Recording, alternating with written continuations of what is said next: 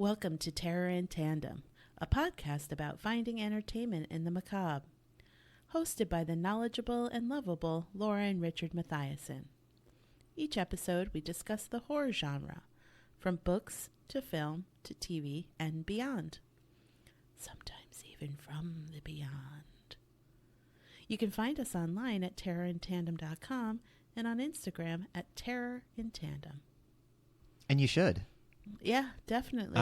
Go there and do that. I've been looking at the Instagram and it's really good. I'm like really impressed because I can't do any of that stuff. Well, our social media manager is, just overworked, one of the best and underappreciated in the market. Oh yeah, in the biz for sure. Good morning, afternoon, and evening. Yeah, all those things. Hope they're good. So, how's it going over there? Pretty good. Yeah? Pretty good. Yeah, I'm excited. I'm actually really excited. Well, what are we doing today? So, today we're starting what I hope becomes a recurring segment for us called Make, ReMake. Right.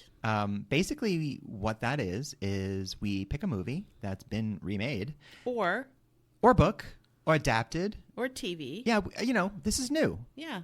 This time it happens to be a movie. Maybe it'll be something else next time. Yeah. So something that's been done more than once. Let's put it that way.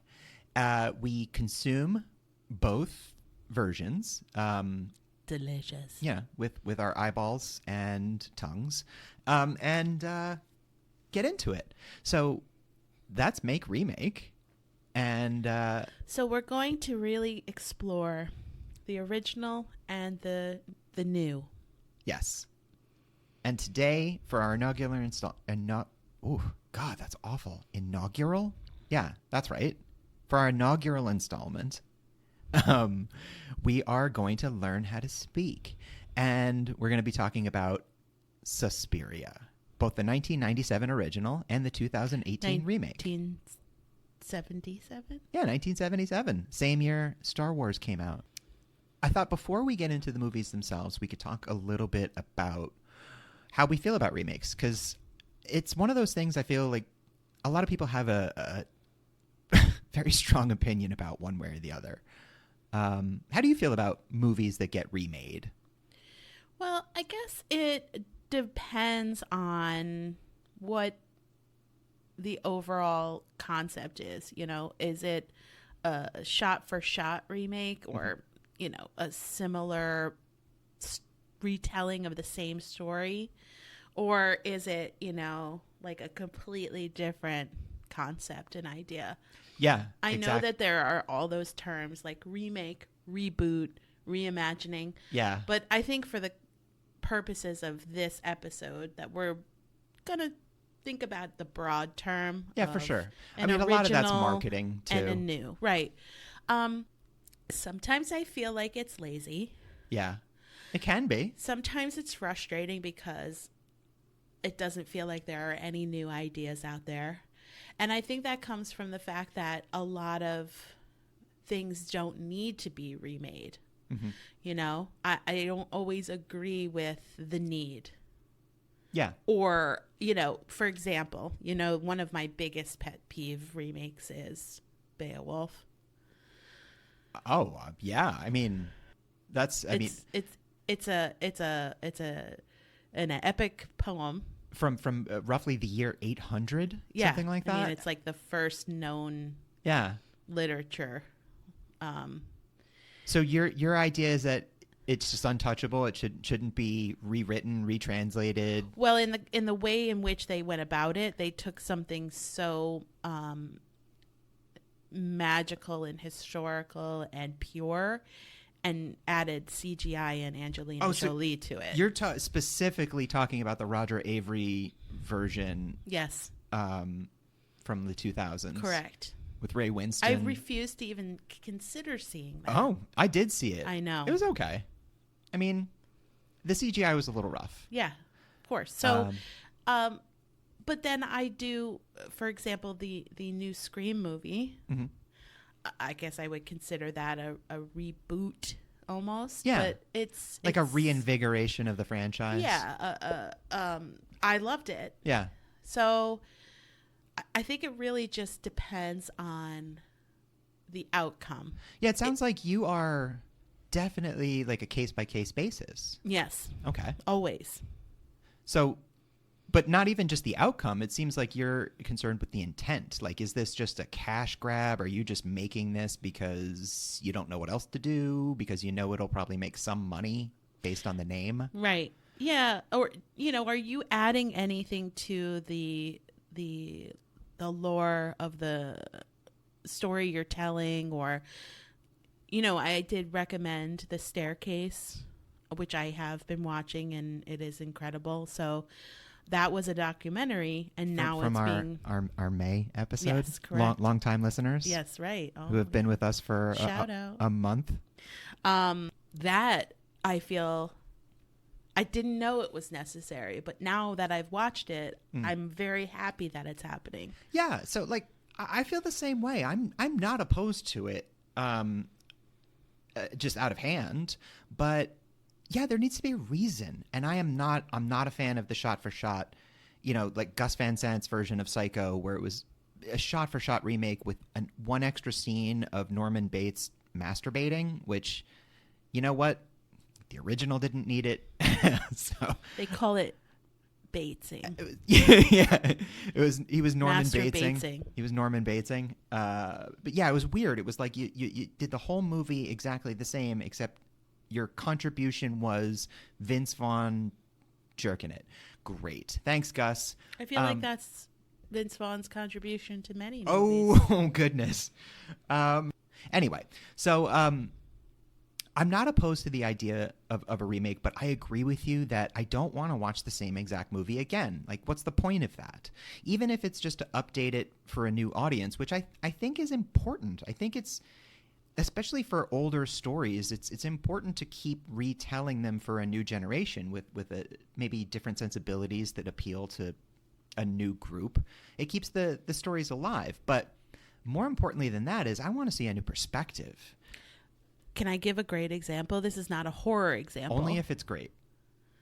Karate Kid and Cobra Kai. Nice. Okay. So Karate Kid, for all of you that don't know what that is. For both of you that don't know what that is. It is a movie from the 80s and beyond.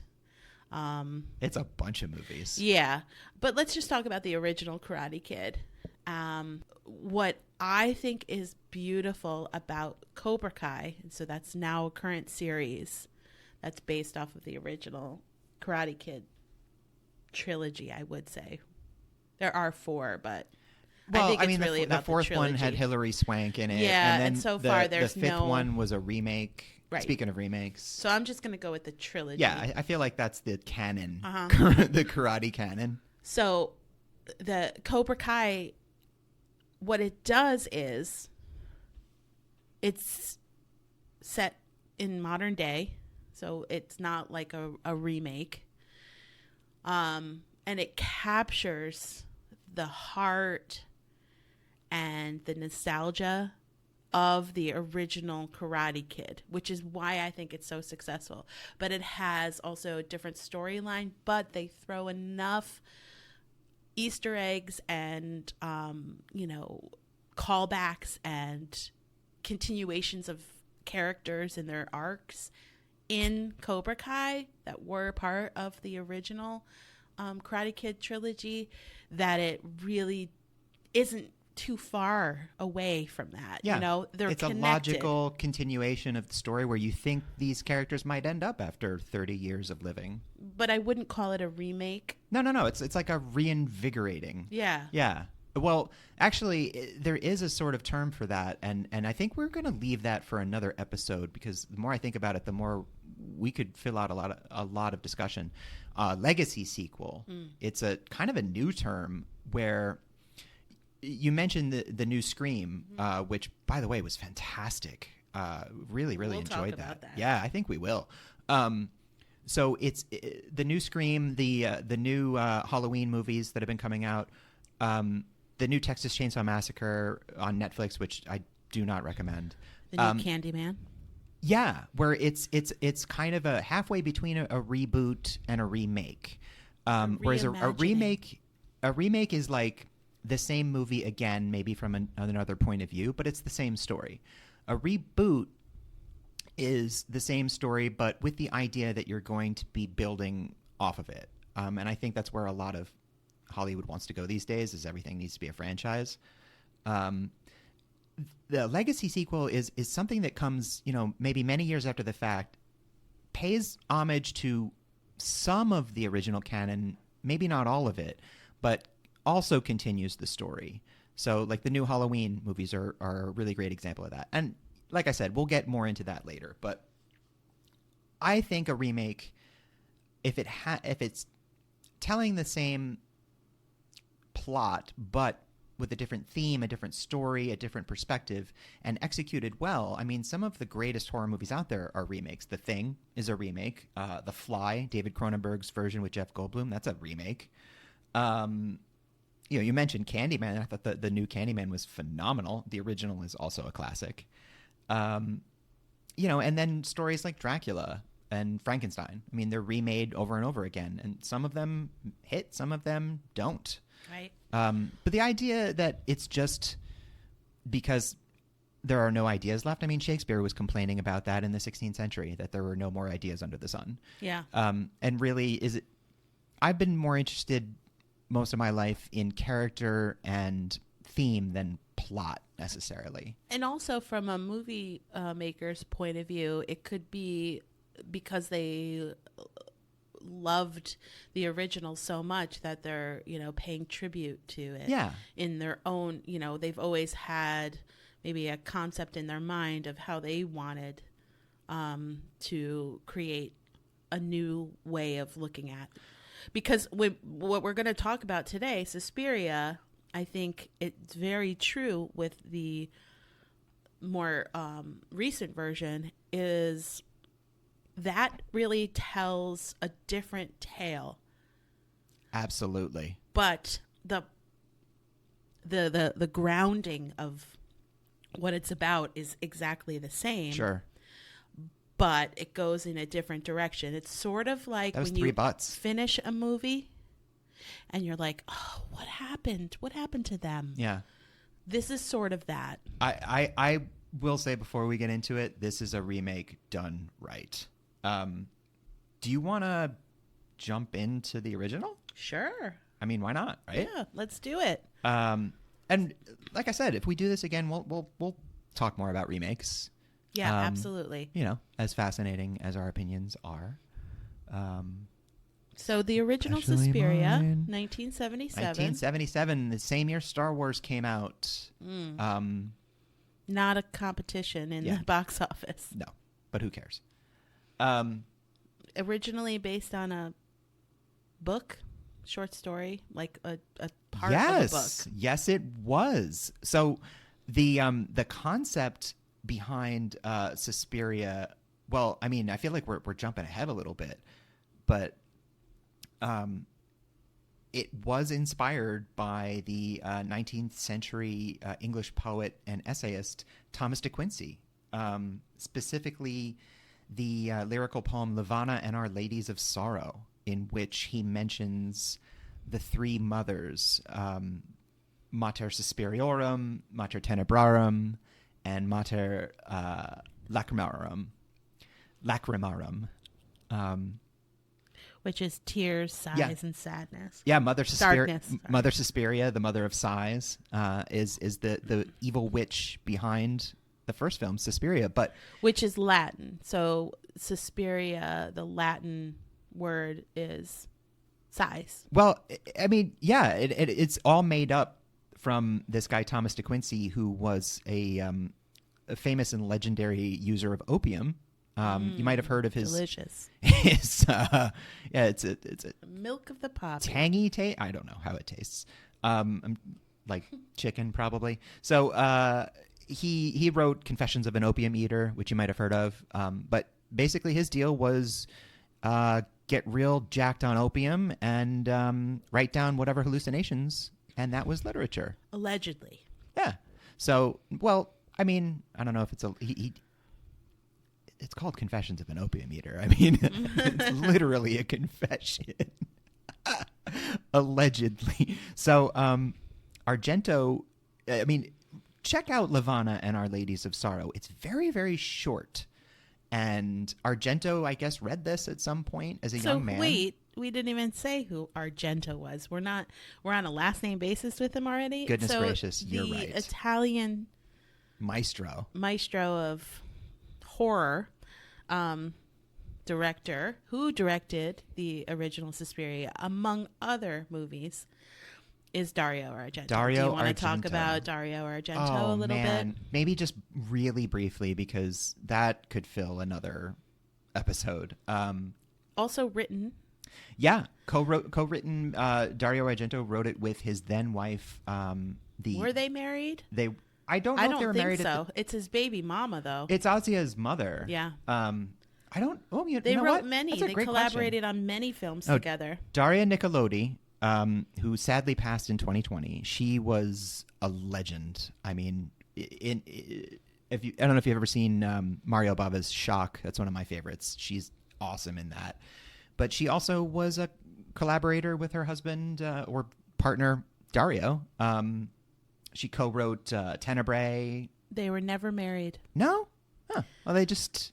Well, the mother and father to Asia Argento, who was also in a lot of Dario's movies.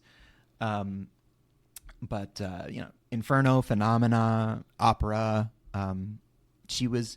It was always a little weird to me, because the amount of times Dario wrote and directed his partner being like brutally murdered on screen, and then later on his daughter. Little, different strokes for different folks, I guess. Yeah. So he is an Italian maestro of horror. Of specifically a subgenre known as giallo. Yes, I was hoping you were going to talk about giallo. Oh, giallo, which is not gelato. Or giallo. But Italian, there's always room for giallo. Giallo isn't the Italian word for yellow, and it's a specific kind of horror movie. It's like the precursor to the slasher film. Giallo films predate the American slasher genre. Directors like Mario Bava, that I mentioned earlier, and then Dario Argento. They're suspense thrillers, stalker, slasher, human monster type, usually not supernatural. Suspiria is one of Argento. Argento did make some supernatural films, but he usually his murderers were people. But Suspiria, very, very much on the supernatural side of things. And really importantly, and I know we don't always talk about the cinematographer of films, but we probably should. For those, it's like my favorite thing. Ooh. The cinematographer is really all about like the lighting, the look, the lighting, the color, atmosphere. The aesthetic. Yeah. Works with the set design. Specifically, Suspiria. Luciana Tolvi was the cinematographer, very famous Italian cinematographer. The atmosphere that's created for this film is like no other horror film I've ever seen. Yeah, this movie it's a sensory assault. Yes. And I don't like to give directions on movie watching. It's always like when you're in a restaurant and your waiter starts telling you how to eat the food they just served you, and you're like, all right, pal. But honestly, this movie is best experienced as a sensory assault. Yeah. So turn off all the lights, turn the volume way up, and go with it. Just let yourself be taken along for the ride. It's a lot like a lot of Argento's films. It's a little dreamlike in quality and its narrative. Maybe doesn't make perfect logical sense all the way through, but that's really not the point. It's supposed to disrupt your senses. Yeah. And make you, like, I would say, a little sick. And off balance for sure. The music, the colors. Oh yeah, and we're going to get into the music, yes, but I definitely. just wanted to say that Dario Argento was, behind some of the composing, along with some other folks who comprised the group Goblin. And we're going to get into it. Hell yeah. I just didn't want to, not take the opportunity to talk about the music. Do you think that I should give just a brief plot summary. Yes, I think that's probably helpful. Okay, For non-freaks that haven't seen this movie 25 times like me. So, similarly, It's another tough one. yeah. What is the one that you can't say? Similarly? No, what one can't you say? Oh God, it's a long list. You just said it. It's a long list. Architecture? No. You just Somnambulist? Sharing the same plot as the It's a good workaround. 2018. Yeah. So essentially, the plot is an American named Susan Banyan shows up at a prestigious ballet school in Munich. And as she shows up in the pouring rain to the school, she sees a student that's screaming something and running away into the night. And then all of these dark and foreboding supernatural things start to happen. And she discovers that the school is not just a school, but it's an ancient coven of witches. Yeah. I mean, that's essentially it. So Susie Banyan's played by Jessica Harper, who has this very innocent young look to her. And right from the very beginning, the movie starts with her in the airport. And as she's walking towards the sliding doors of the exit, they're opening and closing as people leave. When they open, the music starts, the main theme from Suspiria, which is an amazing track by Goblin. Yeah, and it's going to be repetitive. It is played throughout the movie, yeah. Which is, we'll talk about the music in a little while, but the original Suspiria and the music by Goblin, especially that, music box sounding part you're talking about, is repeated. And so it's a warning almost. It's like the main theme. Well, exactly. Yeah. So as she's walking towards these automatic doors, every time they open, you can see this raging storm outside and the music starts playing. And when they close again, the music stops. So she's getting closer. The doors open. You hear this. And the music doesn't fade up. It is loud. Mm-hmm. Yeah, it's an assault. So when she steps out into this maelstrom of a thunderstorm, the music starts playing and it doesn't stop, and it's like crossing a threshold. It's like as she leaves the airport, that's the last bit of safety and normality she's going to know. She steps out into the rain. She's soaked in seconds. Taxis won't stop for her until she basically jumps out in front of one, and she gets driven out into the middle of the woods in Germany. This foreigner. In the night. In the middle of the night. And she's refused entry to the school she's been invited to, so she's immediately thrown off balance. And then that night, there's a horrific murder of the student that's fleeing. And it is an all-time classic, that scene. Yeah. The colors. With the noose. The noose falling through the glass ceiling. It's Argento just blasts you with color and sound. To the point where it really does feel like you're being battered almost with it, but it is overdone. And I think that's the point. It is the point. And yeah, it's a psychedelic color palette. It definitely is, and it's actually a technique that was used in Wizard of Oz. So you know how it's black and white and it goes to color? Yeah. It's the exact same process. It's called the 3-strip color process.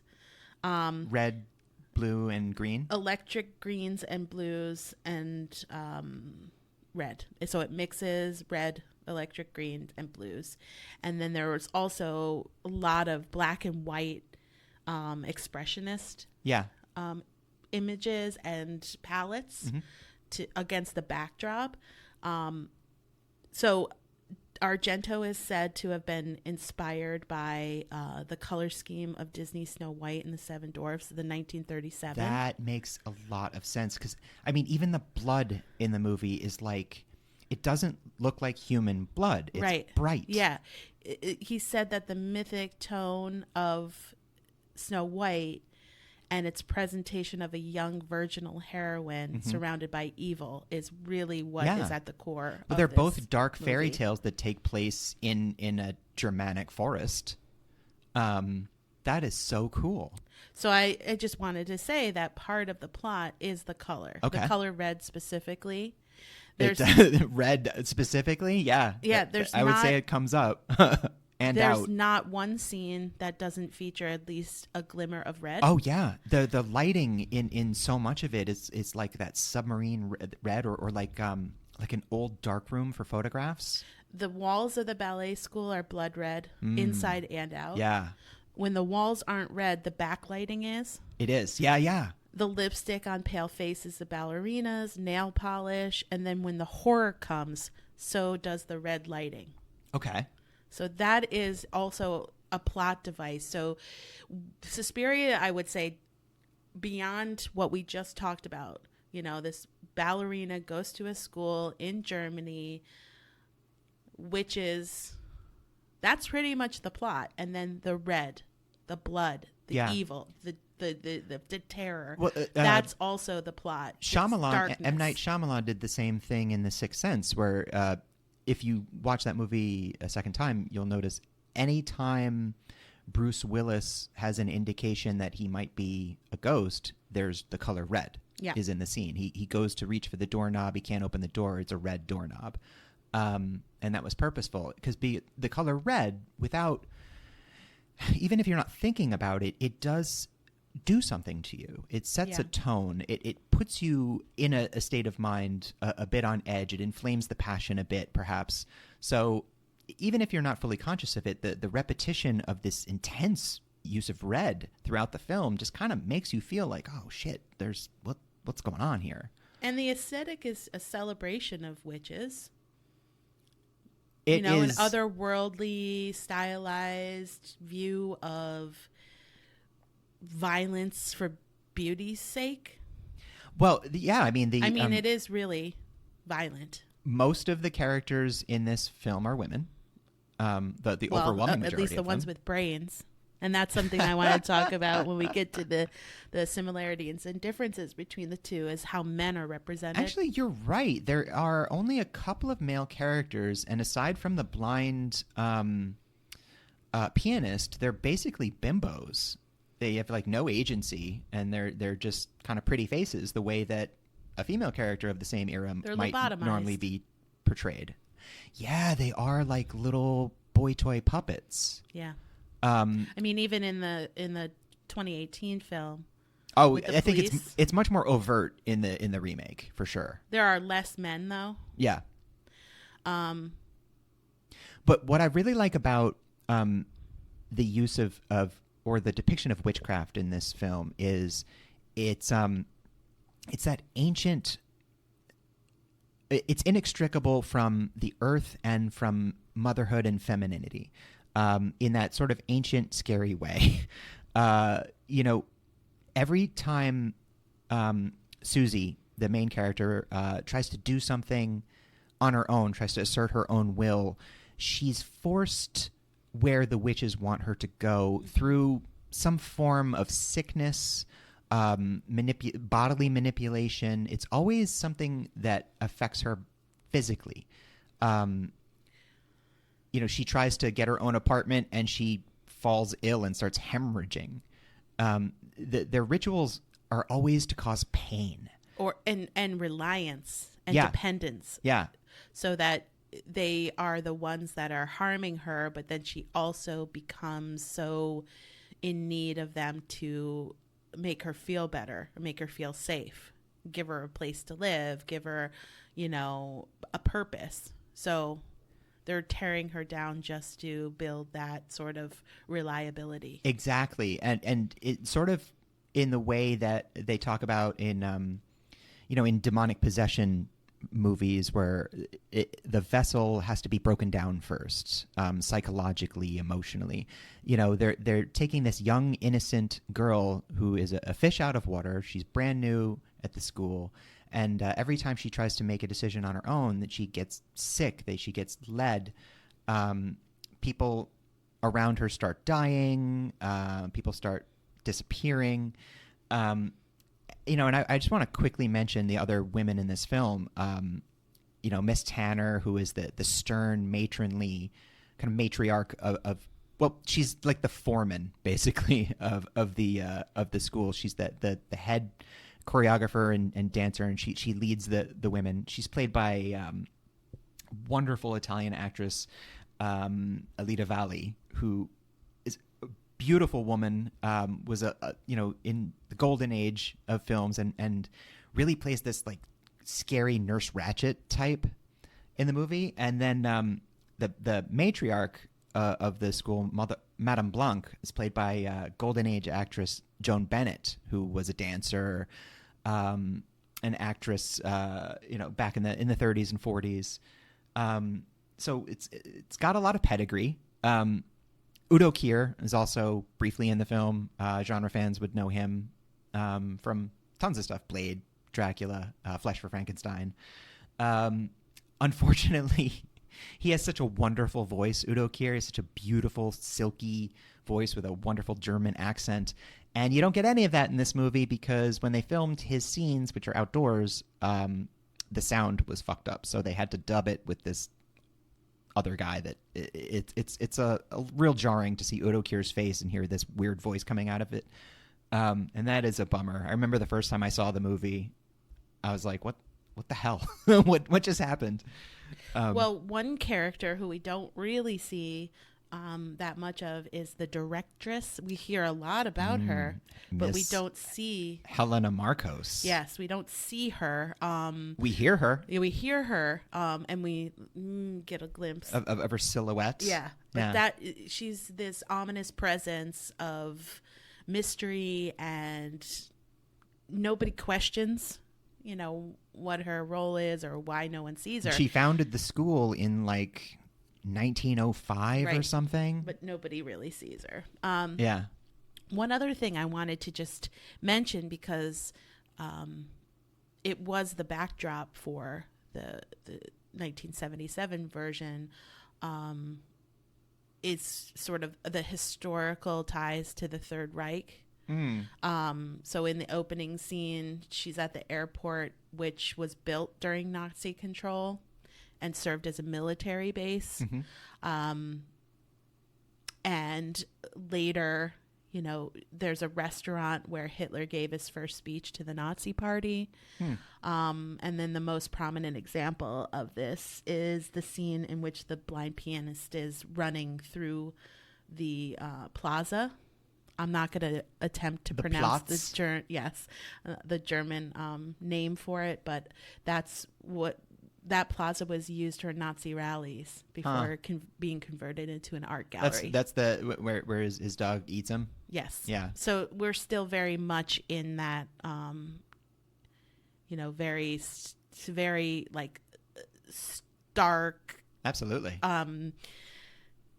It's a horror, this is a horror movie. And then you have this backdrop of a living horror. Sure. I mean, and, Hitler was famously, he was such an overcompensator for masculinity. He was so insecure about his masculinity. And in Suspiria, we have, purely feminine control, mind mastery, mind control, manipulation, but all from this female coven. Yeah, absolutely. Then the only men around are either deeply in submission with no will of their own, and when they do assert themselves at all, they get eaten by their dogs in the middle of a public square. So that's fun. Where Nazis used to dance and do their Nazi things. Yay! So good thing we haven't seen them since then. So that's the original, and I think we'll take a break and come back and talk about the 2018 version. The 2018 version, the remake of ReMake. So let's take a little break.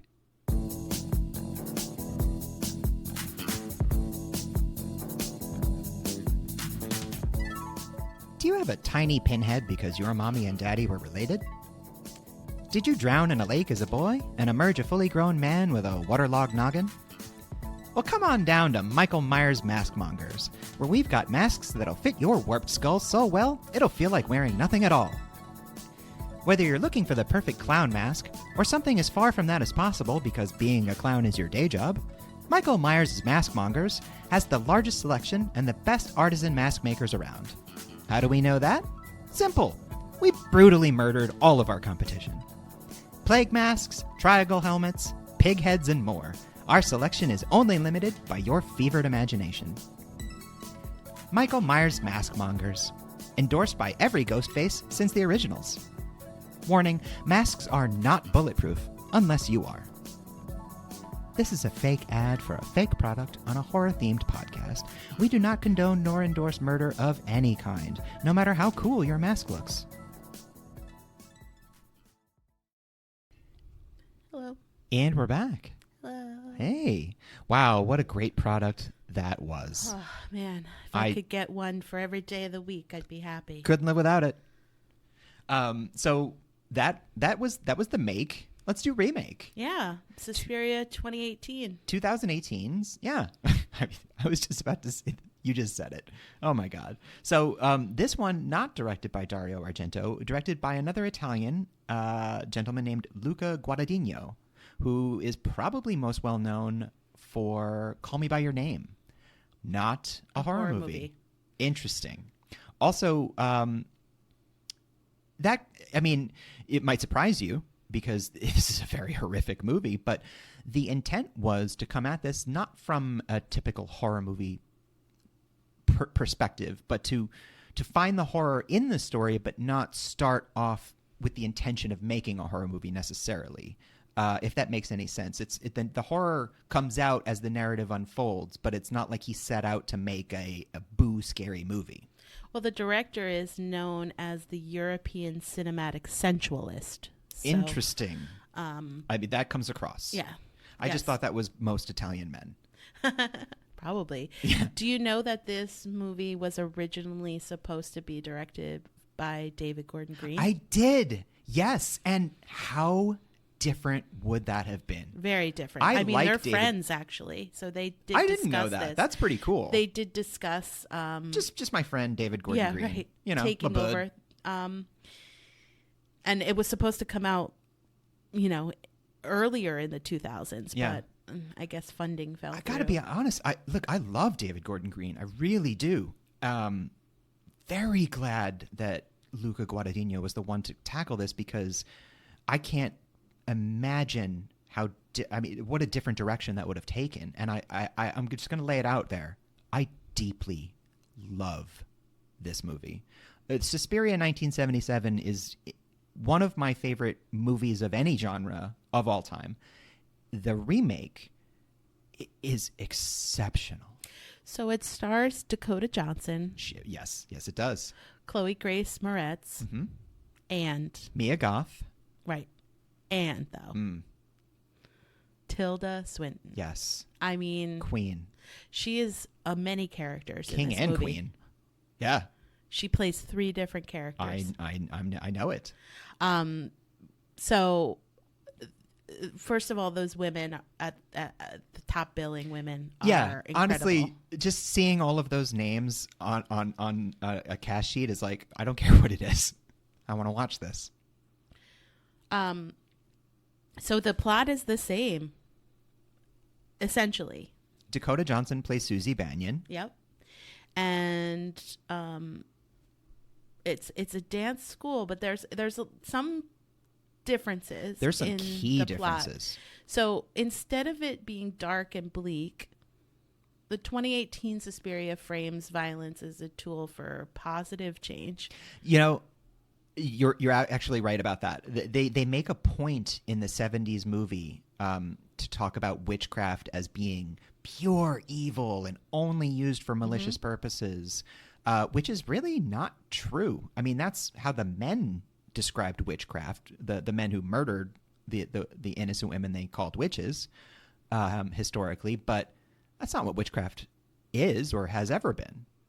That's an element of it, perhaps.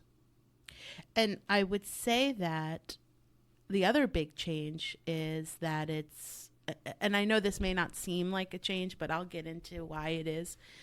It's not a ballet school. No. It's a dance company. And that theme of company and collective and community is a big distinction in the 2018. Yeah, in the original, they said that when Helena Marcos founded the TAM Academy, it was a dance and occult school. They kept pronouncing it occult. Every character said occult in that movie, and it like always throws me off when I hear occult. But then that they later dropped the occult part of it because dance and occult school sounded weird, I guess. But no, they didn't make mention of it being a company. It's a much more organic. I mean, it's a lot of being a woman and going through things as a woman. It feels very much that this is translated onto the screen, at least from my perspective. Women who study dance internalize a lot of pain.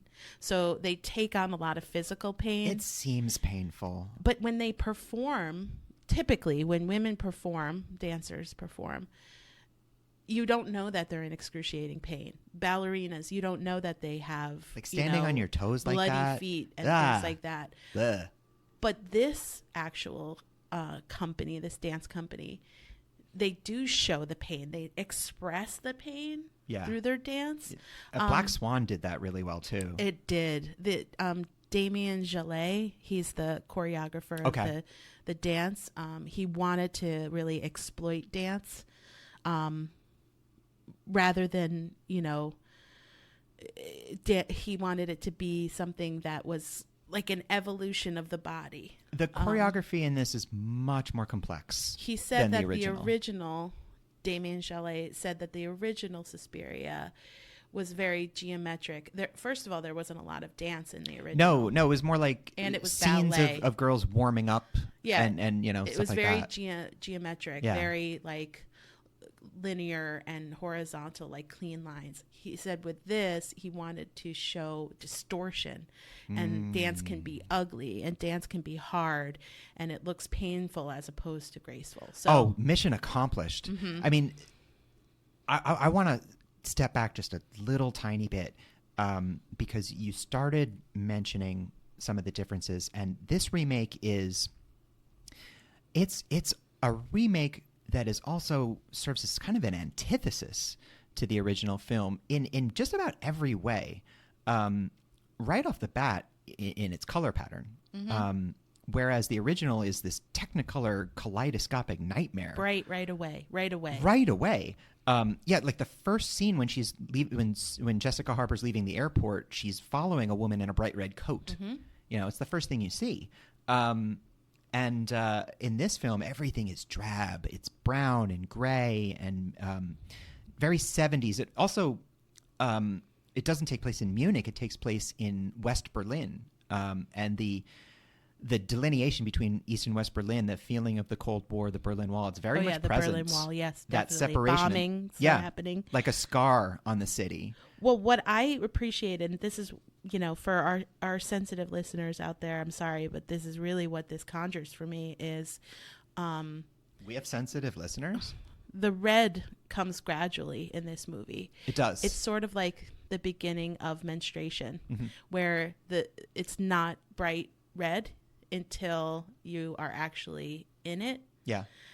This is like muted browns and dull reds, and the red comes gradually through costumes, and then like towards the end of the film there's that towards dance the end showcase, of the film, and then we're in full on slothing mode. Well, do you know the end scene with the red? I very much do. They use the exact same color process that they used in the original. Really? Yes. I didn't know that. Yeah. That's that rad. 3-strip. Amazing. Yes. The exact same. That is the exact same piece. Well, the color, it's an immediate difference. Yeah. It sets and I think such a smart move because, my God, I'll tell you, when they announced that they were remaking Suspiria, I did have a reaction to it. It was, don't do that. It's perfect. And the way that you remake a film like that is you don't try to do the same thing. You don't try to copy perfection. You do something different with it. Guadagnino immediately separates his film through the use of color. And I'm going to let you take this a little bit. Music. Oh, yeah, definitely music. There couldn't be a bigger difference between Goblin's original score and Tom York's score for the remake. Well, the big reveal for the 2018 Suspiria is that you actually have red. Like, it is still used as a plot device, but it's like the big scene becomes red. And holy That's where shit. the red. If you watch the original Suspiria, you're waiting for the red. You have to be. Yeah. You have to be questioning, like, this is like really not as red, and that is something very distinct. And then it comes, and then you're like, I need it to end. Like, It was so, I feel very sick. The original Suspiria, shot in the 70s, but using the crazy colors of the 60s, whereas the remake also takes place in the 70s, and it really looks like the 70s. Yeah. The brown, gray, and also the days are overcast. And think about the women's lib movement. Mm-hmm. This movie really does embody an overthrowing of the matriarchy that is about like control and women taking over the autonomy of their own bodies. Well, without giving ownership, without giving away the big twist, which is spectacular. It's like a restoration of the true matriarchy. Yeah. Because because the ladies that run the dance studio company now, mm-hmm.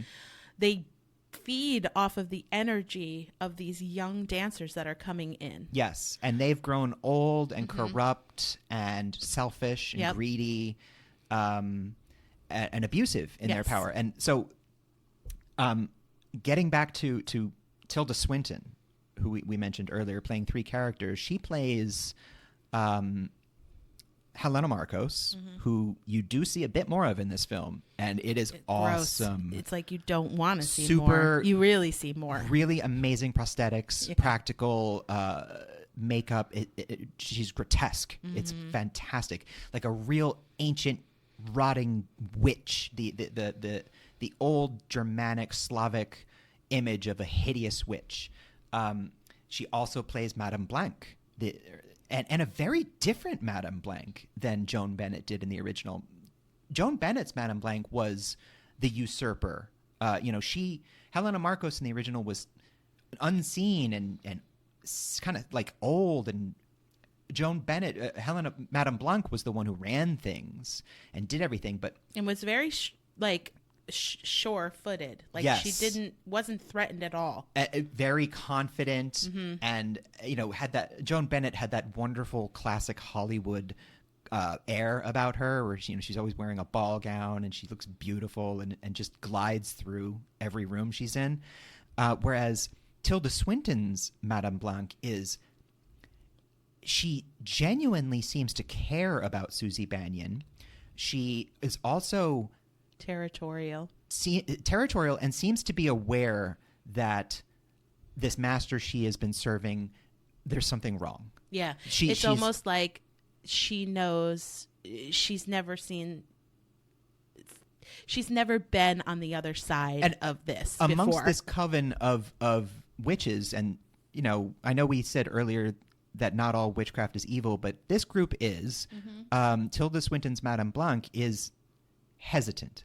She can sense, she seems to be more of a true witch, and she can sense, I think, this comes out certainly towards the end, that there's something wrong, and also the that power too. there's something about Susie Bannion, and that's the other thing I wanted to say is Dakota Johnson. It plays a very different Susie Bannion than Jessica Harper did, but I want to talk just briefly about Tilda Swinton's third character, which is a male role, an elderly man, Dr. Klemperer, who is a new character for this film, not at all in the original. Really good makeup. Tilda Swinton has always been excellent at playing androgynous roles. I mean, she was the Angel Gabriel in Constantine.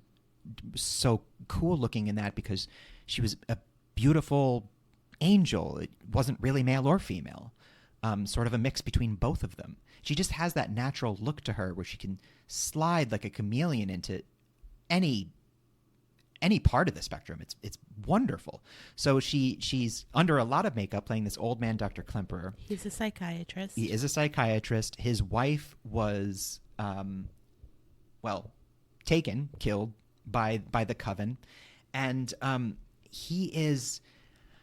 they do terrible things to this poor man, and he's forced to bear witness to this obscene ritual towards the end of the movie, and is shown mercy at the end of the film of sorts by the true coven at the conclusion of the film, and it's a moment where these powerful women show this man who's been done wrong by their coven. They show him mercy, and they bring a bit of justice, a bit of restoration. I'll read what the... It's not a happy ending. No. But it is a definite departure from the kind of like pure villainous evil of the original movie's coven. Like, these women have purpose. They have a mission. It might not align with ours, but it's not mindless chaos. So what the filmmaker said about his role specifically, because of the backdrop of the Cold War that we're talking about. Very prevalent. He's witness to that final horror ceremony, but also the horrors of the Holocaust. And he's the sum total of the sadness of the country people that have suffered. Yes, and Tilda Swinton plays him with this heavy-shouldered weariness of a man who has lived a long time and been through a lot, but still chasing the mystery of what happened to his long-lost wife that he still loves. And so heartbreaking. It plays with the gravitas that only Tilda Swinton is capable of. She really can do anything. It's really a pleasure to watch. And I want to talk a bit about Dakota Johnson and her character. She's so good in this. We talked with the original Suspiria with Red used as a plot point, but I want to talk about Hands. Please do. Hands. Yeah. Across America.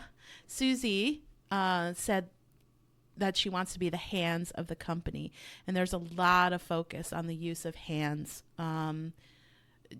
Susie opens up her chest at the end. Hands are making a promise. There are hands that make promises. There are hands used to comfort. There are hands used to warn.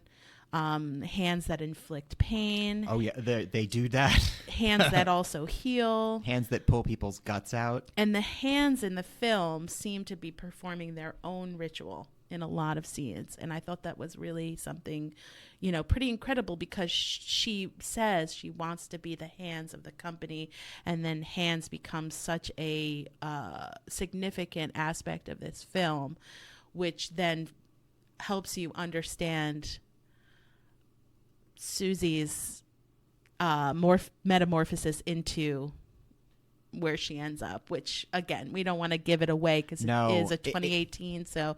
But there is a big reveal at the end, and Dakota Johnson, she plays a very different kind of Susie Bannion. She's not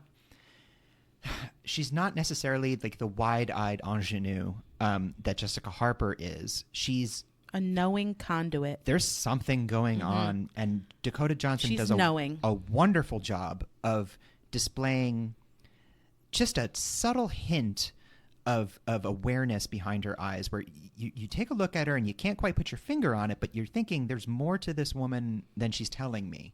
I don't know what. And you get a sort of a primal instinct of tension, of like, I'm afraid of her. I don't know why, but I'm on guard. I want to talk real quick about there's a scene. The Olga scene? Yes, Olga's death is it's horrific. It's a magnificent scene. It is hard to watch, but if you watch any aspect of this movie, just watch that. So the original movie Olga was she was like the pretty one who was always gossiping on the phone. Didn't really have much to do in the movie other than like talk shit about people and talk about money a lot. So in this movie, poor Olga, played by a Russian dancer and actor named Elena Fokina. Now, her death scene in this movie is brutal. She has a lot more. She gets killed off, not too far into the movie, but she does have a lot more agency in this movie. She has a bit more to do, and a bit more of a story behind her, which makes losing her more difficult. But she's. You were talking about the choreography showing dance being painful. She's literally broken into, and crushed in this forced marionette dance that the witches make her do. As Susie is dancing above her, she's forced into this sort of obscene puppetry beneath. She's bashed around the room and contorted and broken, and you can hear bones snapping, and ultimately she's just left a pile of a dead person on the floor. It's very undignified and a terrible way to go. And that's the way that the witches deal with people that cross them. She was part of the coven, and this is the way they dealt with them. So it's also an illustration of how corrupt this group has become, that they're murdering their own just for being inconvenient. And the way in which the coven experiences Dakota Johnson dancing while their other member of the company is dying in the other room, yes, is very sensual. Oh, she is able to entrance them in a very sexual way with her movements, with her dance. That juxtaposition of that, sort of delight. Yes. But also the pain and darkness of death. It plays a lot into the final scene as well. Oh yeah, very much. That very thin distinction between pain and pleasure. It's played with to a very disturbing effect, but effective. Effect. I think in my notes I said something like orgy of death scene, which is about.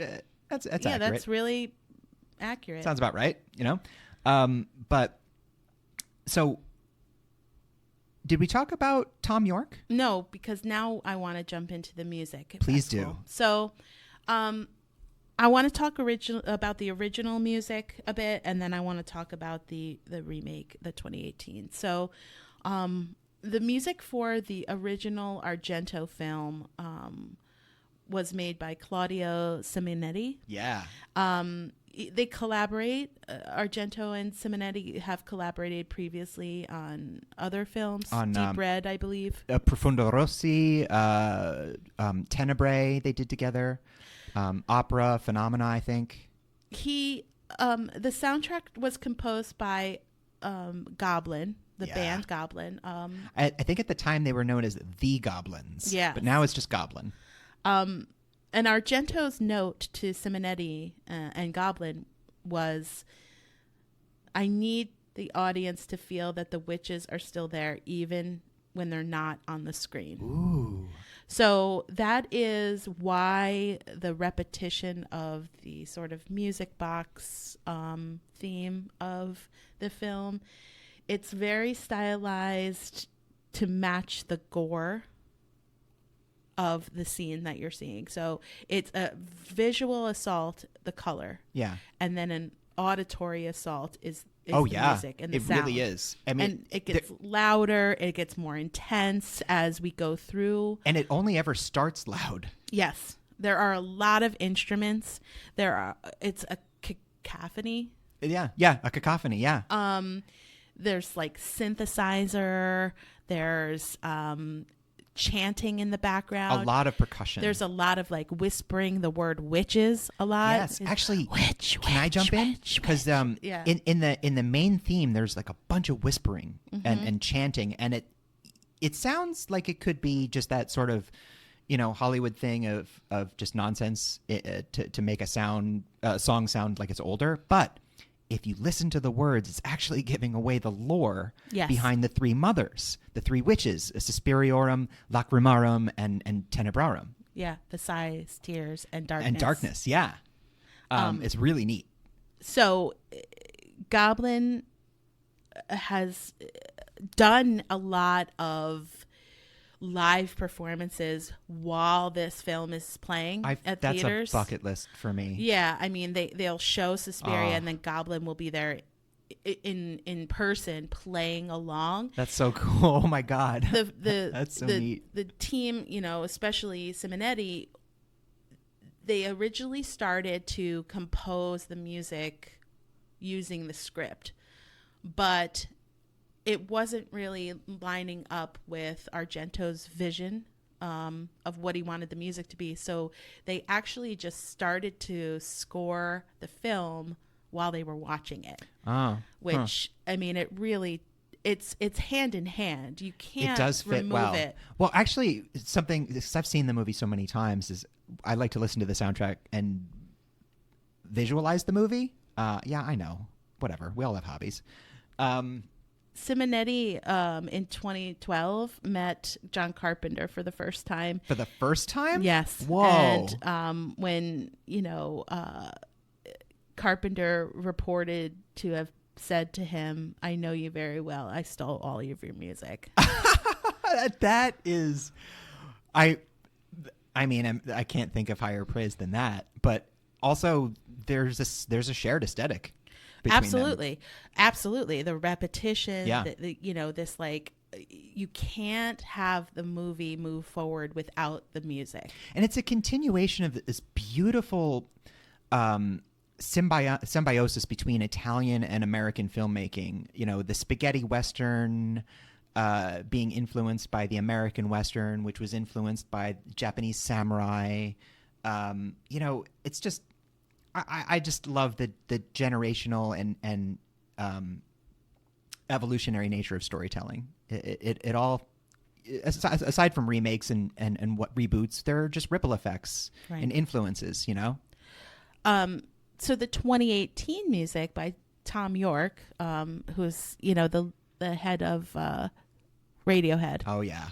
The head of Radiohead. The eponymous head. Who, in his own right, is incredible. We saw Radiohead. Yeah, we did at the Hollywood Bowl. Back in the day. It was amazing. So good. So his charge, obviously, was to score a very different film with a similar backdrop, and to sort of, in its own way, is a remake. It's very different, and it's very Tom York as well. How do you follow up Goblin? Don't even try. He has his own style, so his approach was very similar to his overall style of making music. It's he's got the piano and the haunting and the long string outs. Yeah.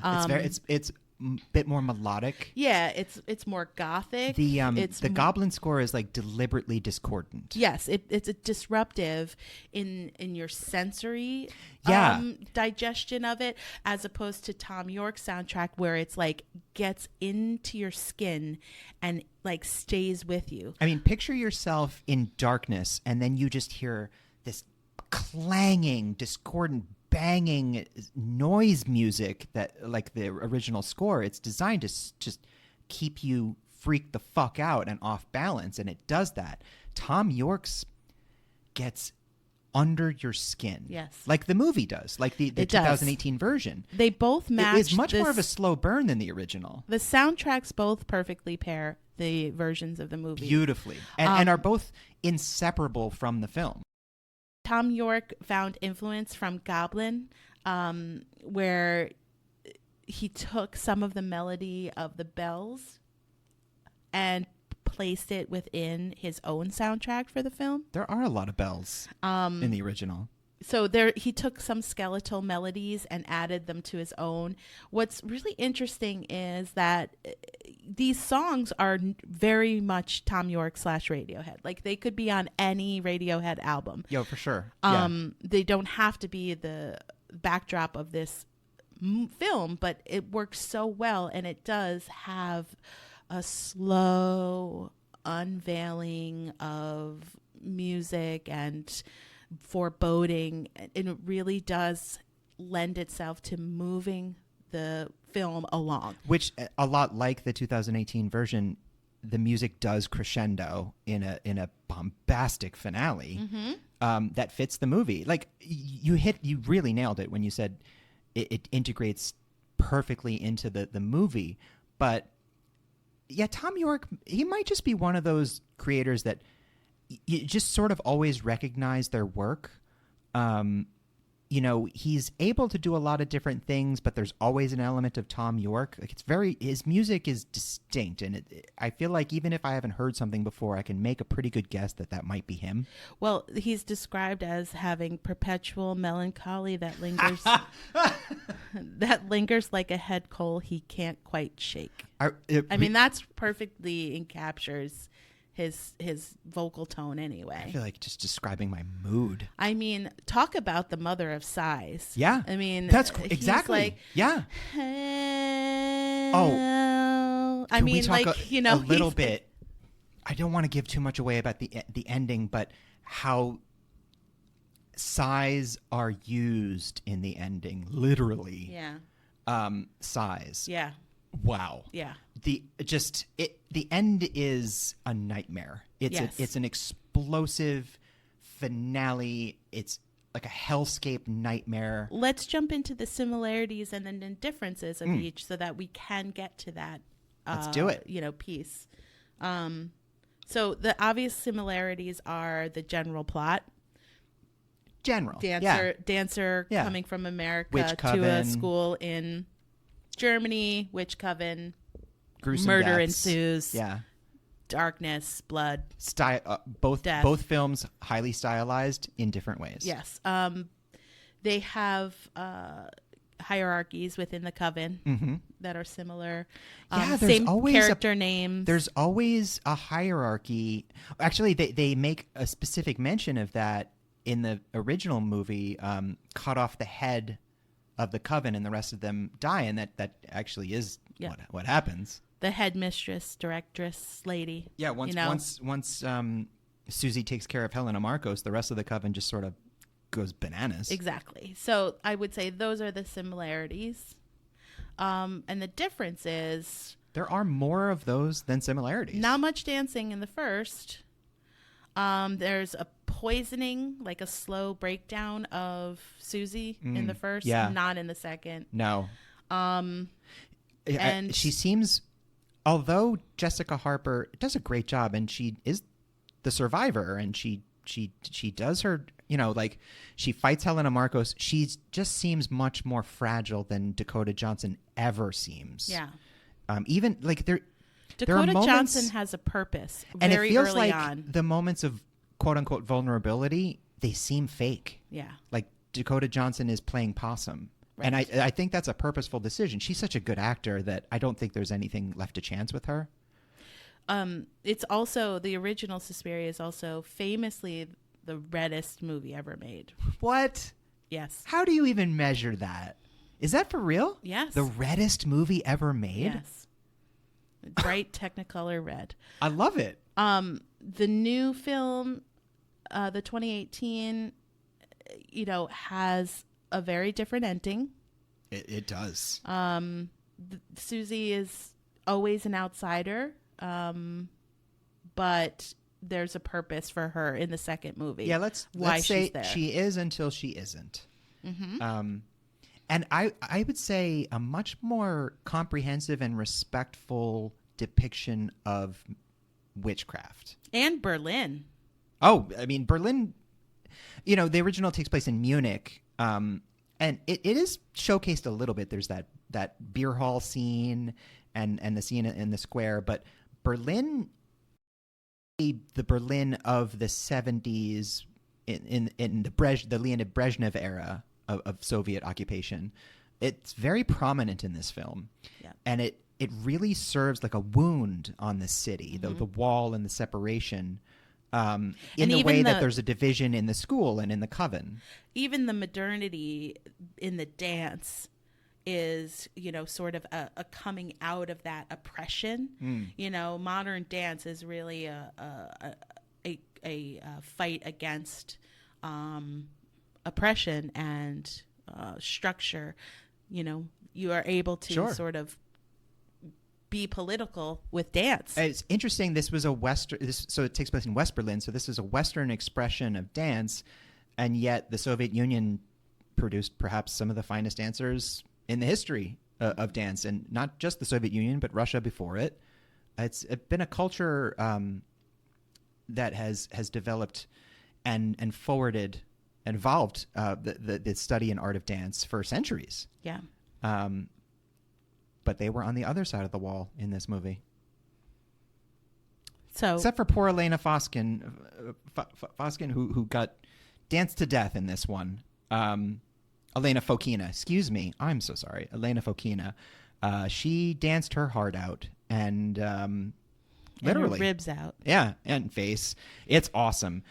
So this is, you can't always say this about a make and a remake, but see both of these.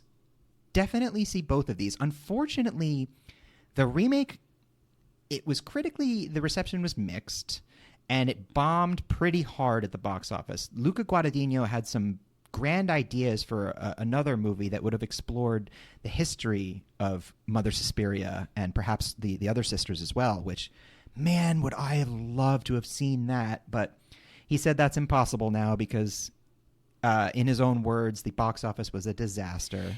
It was also much longer, and I think that was part of it. But, I mean, look, not to shit on Spider-Man or anything. I've seen all of them, but we have 9 Spider-Man movies or whatever, and I can't get another Suspiria. Well, also, we did talk a lot about some pretty intimate and intense themes that maybe some people are very uncomfortable with exploring. It's a deeply uncomfortable movie to watch. Absolutely. It's unnerving. It's uncomfortable. It's horrific. I mean, the original Suspiria is a sensory assault, and it does take you a little while to recover from the sensory overload. Yes. As opposed to the newer version, 2018 version, which is more of a almost like if you were to say that you were drinking the blood in the first Suspiria while watching the second Suspiria, it makes you ill. It gets, it becomes part of you that you can't really shake for a while. There's an insidious quality of dread and foreboding in the remake that does stay with you. And which are your favorite kind of movies? My favorite kind of movies. Oh, I love Hereditary. The Lighthouse, that kind of stuff. The Witch. But also, I mean, the blood looks like blood. There's a lot of body horror in the remake. It's the violence in the first film. There's a lot of it, but it's so hyper stylized that it's a little easier to watch because it seems so removed. Right. The violence in the remake, and it does get quite violent. Mm-hmm. It just looks a little bit more realistic. And it's very, the feminine mystique. Yes. It's very much like, Well, there is the violence of the menstrual cycle, what happens naturally in the body, and I think that is translated well onto the screen and by a male director, interestingly enough. Obviously, movies are not made by one person, but it's nice to see a male director, not fuck this up. Yeah. Well, I think also, too, the pain that women go through and the beauty that is a result of being a woman is really critical to the 2018 film. I think that's literally expressed in Mia Goth's character at the end of the movie. What ends up happening to her. That's they take a lot. Yes. They take all you have. Yeah.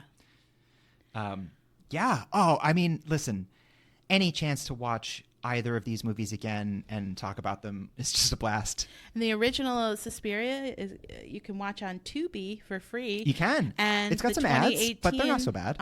You can watch on Amazon Prime for not or free. I believe you can rent on Apple TV as well. Yeah, you can rent it, but it comes with a Prime subscription if you've got that. I mean, I would definitely check them both out. Watch the original first. It's important for you to understand where things start and how they can progress. Yeah.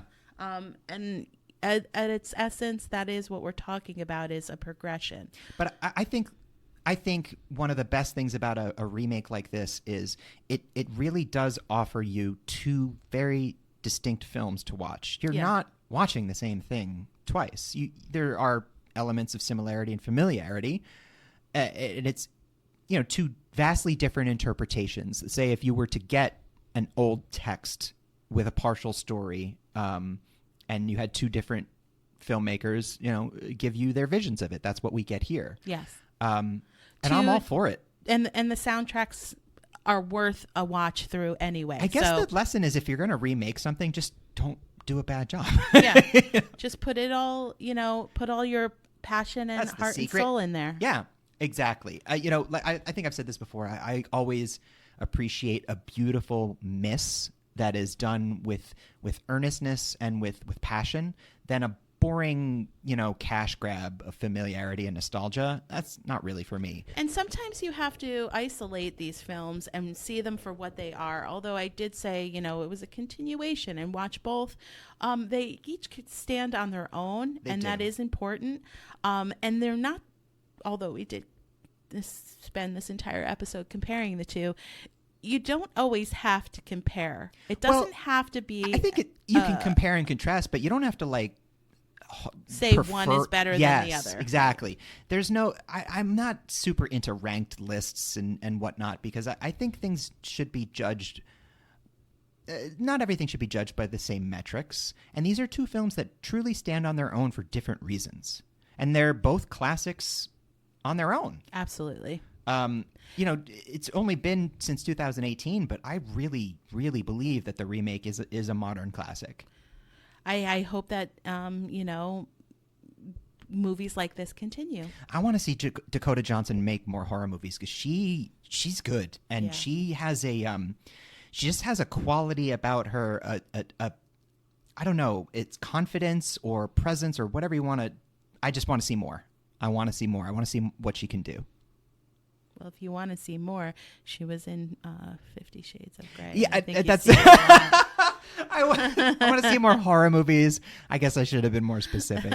Dakota, good for you. I'm more of a wear your shirt to the swimming pool kind of guy. Oh, but that's not embarrassing at all. That's neat.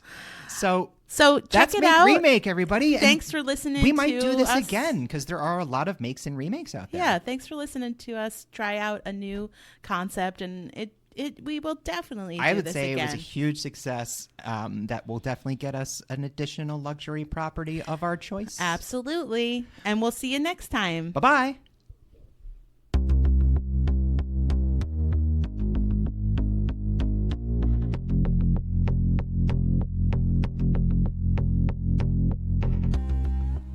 Terror in Tandem is written, produced, and recorded by Laura and Richard Mathiasen, and edited and mixed by Richard Mathiasen. Our theme was written and performed by Carrie Denver, and all other music was written and performed by David Sispanik. All opinions expressed on this podcast are our own and should be taken as such. Thanks for listening, and please remember to give us a like, a review, and subscribe wherever you get your podcasts. See you next time. We're standing right behind you.